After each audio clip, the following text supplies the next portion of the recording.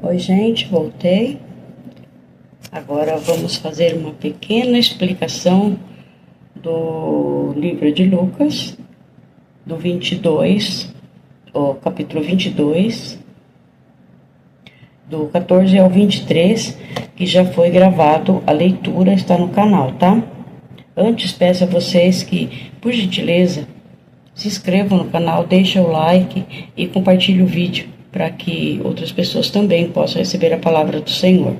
Vocês não vão estar pagando nada e vão estar ajudando, tá, gente? Então, nós vamos fazer essa pequena explicação, que é sobre a ceia do Senhor, né? Foi a última ceia, né?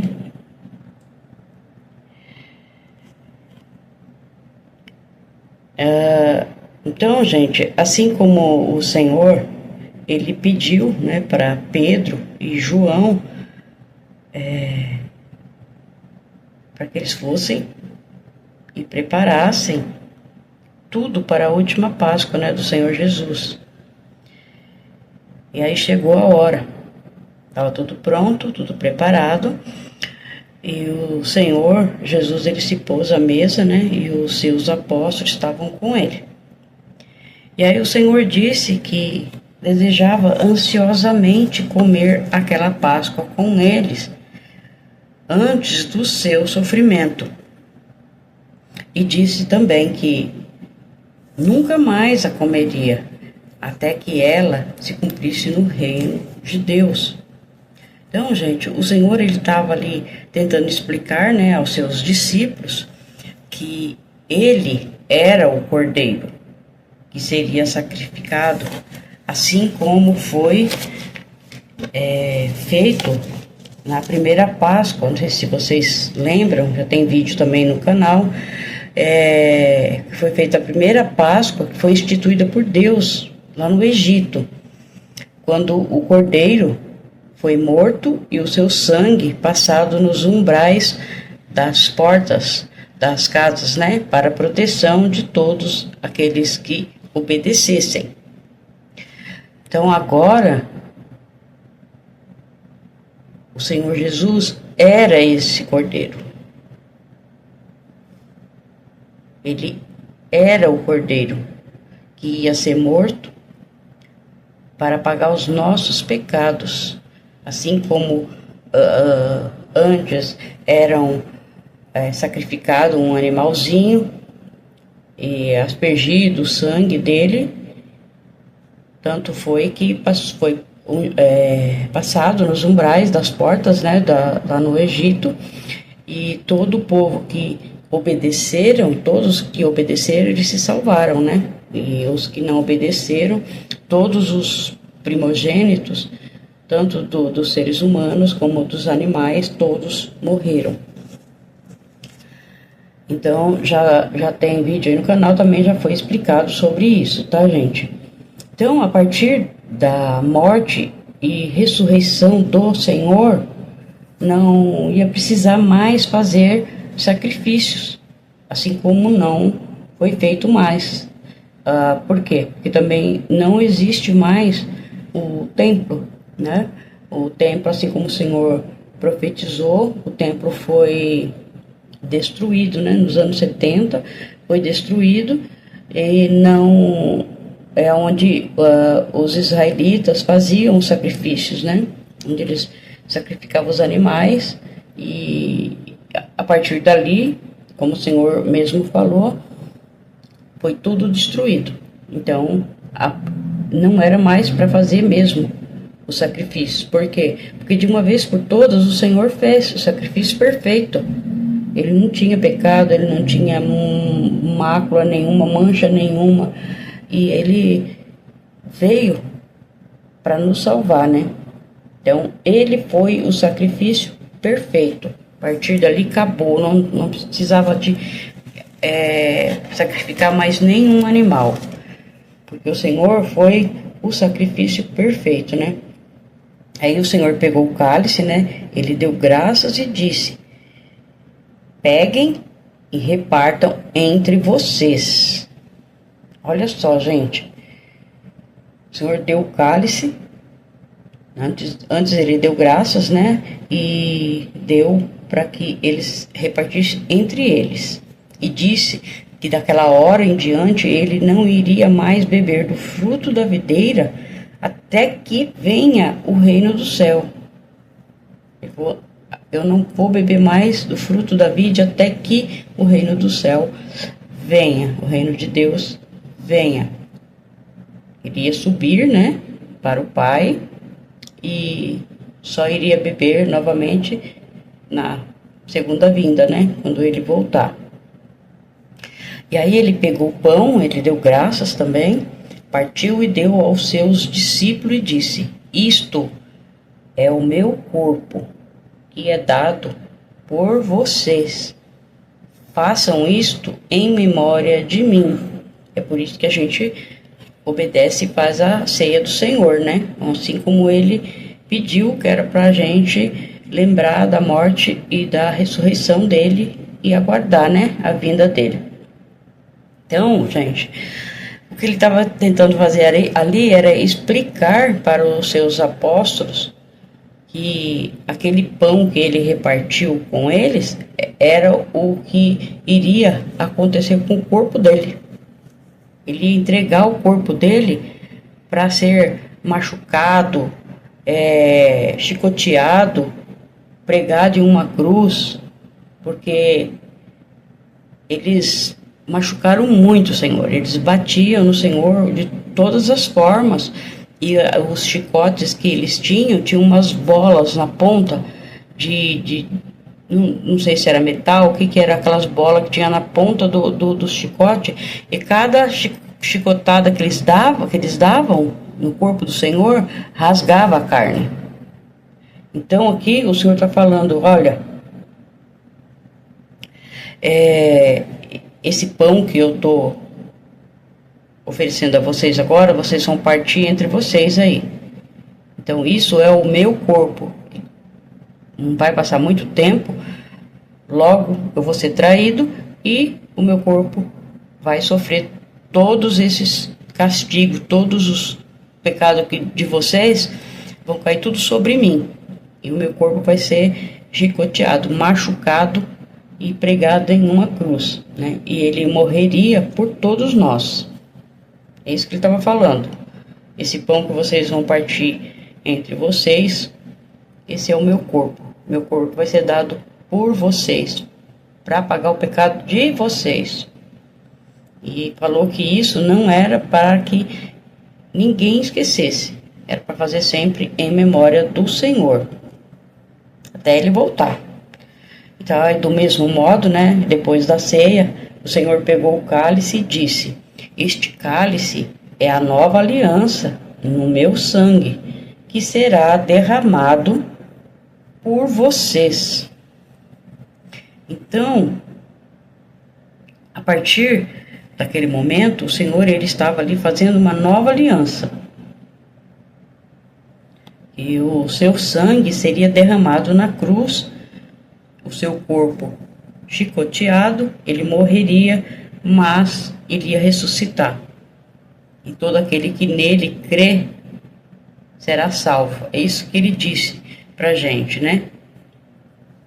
Então, ele disse para os apóstolos, para que eles entendessem, né, assim, mas eu acho que não entenderam muito não, né, porque depois da morte do Senhor, mesmo o Senhor tendo falado com eles que ele ia ressuscitar, mas mesmo assim eles ficaram com muito medo, né, dos romanos. Então, o que o Senhor disse isso para mostrar que o sangue dele, o sangue puro, limpo e verdadeiro dele, iria nos cobrir, assim como cobriu os hebreus, né, lá no Egito, lembram? E que eles obedeceram, né? E o anjo da morte, ele viu o sangue que foi passado nos umbrais das portas e passou por cima. E eles foram protegidos porque obedeceram, né? Então, a partir da nova aliança que o Senhor fez, que foi derramando o seu sangue, né? para nos proteger. Essa foi a nova aliança que ele fez. Ele se entregou por nós, né? E para livrar, né, todos nós que obedecemos os seus ensinamentos, que estejam alinhados com o Senhor, Ele nos livra de todos os nossos pecados, Ele nos cobre e nos livra da morte eterna, passando assim a viver com Ele para a vida eterna, porque tem os dois, né? Tem o lago de fogo e enxofre, onde as pessoas vão sofrer para sempre, e tem a vida eterna, onde nós vamos viver ao lado do Senhor para sempre também. Mas para viver com o Senhor precisa conhecê-lo, precisa obedecer os ensinamentos dele. Se a gente não conhecer, não tem como obedecer, não tem como saber. Então, para saber, precisamos o quê?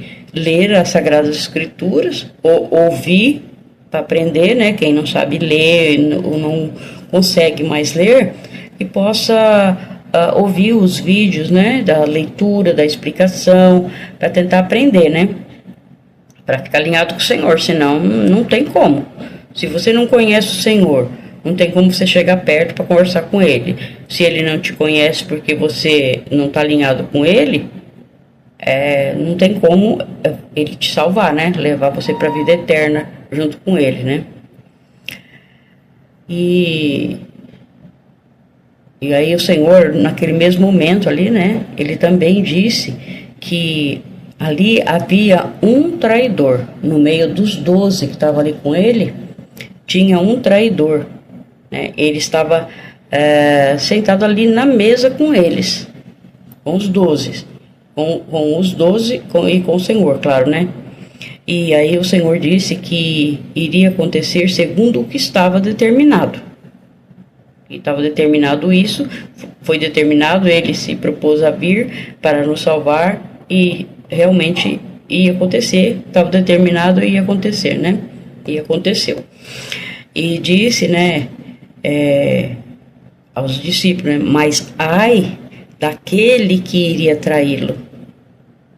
E aí os apóstolos, eles começaram a perguntar entre si, né, qual deles que iria fazer isso, né, fazer uma coisa dessa, porque estavam em 12, o Senhor falou, eles começaram a ficar desesperados, né, qual de nós será que vai fazer uma coisa dessa, né, tão terrível. Você imagina, né, os 12 ali participando da ceia, depois que o Senhor fez uma aliança, né, comparou ali o pão, né, que foi dividido por todos ali, com o corpo dele, que foi partido, né, foi machucado na cruz, e do cálice também, que com o seu sangue, né, foi comparado com o sangue dele, que foi feito com sobre a nova aliança. Eles ouviram uma coisa dessa, gente. Pensa bem, você não sabe. Se o Senhor falou, é porque tinha alguém. Ele é o próprio Deus, ele sabia quem que ia trair, né? Mas os discípulos não sabiam. Então você imagina o desespero deles, né? Todos ali olhando um para o outro. Meu Deus, que será que vai fazer uma coisa dessa, né? Que triste. Olha, deve ter sido assim um desespero, né? De imaginar, né, que um dos 12, é o que iria trair o Senhor, né, e levá-lo o Senhor à morte, né, assim como o Senhor estava falando. Deve ter sido, gente, desesperador, sim, muito.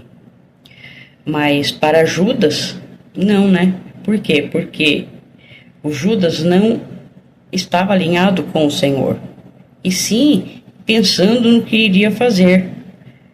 Por isso que o Senhor Jesus falou, para ele fazer logo o que tinha que ser feito, né, que era trair o Senhor, né?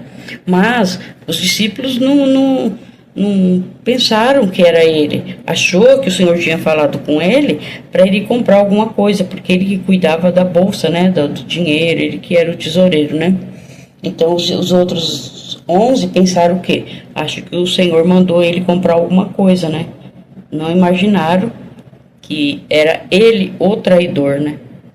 Então, até eles verem que foi o Judas, né, que traiu o Senhor, eles devem ter ficado com muito medo, né? De poderia ter um ou outro, porque se põe no lugar deles, né? Qualquer um de nós ia ficar morrendo de medo, né? E a gente não quer. Misericórdia, né? Deus livre, que o Senhor nos proteja, que o Senhor esteja conosco para nos livrar, né?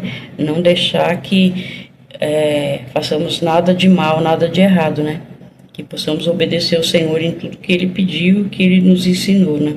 É isso que nós queremos, é isso que nós pretendemos fazer quando a gente grava os vídeos, que é para ajudar as pessoas que não conhecem o Senhor a ter o prazer de conhecer, porque eu garanto a você que se você pedir ao Senhor ajuda, que quer conhecer Ele de verdade, eu tenho certeza que vocês vão conhecer. A partir dali, vocês não vão abandonar o Senhor nunca mais. Se conheceu de verdade, nunca mais você vai abandonar. Por quê? Porque Ele é amor puro. Puro, puro, puro. Foi a melhor coisa que eu fiz na minha vida. Foi ter conhecido o Senhor, foi Ele ter me chamado. Para mim foi, assim, maravilhoso. Porque saber que o Senhor está comigo, que Ele me ama, que Ele me chamou, que Ele perdoou todos os meus pecados, e que se eu vir a cometer algum, que logo em seguida eu peça perdão e o Senhor me perdoa, porque Ele é amor puro. Então, gente, para mim foi a melhor coisa, e eu tenho certeza que se vocês fizerem isso, peçam ao Senhor. Fala: Senhor Jesus, a partir de hoje eu te aceito como meu único Senhor e Salvador. Me ajude, me ensina.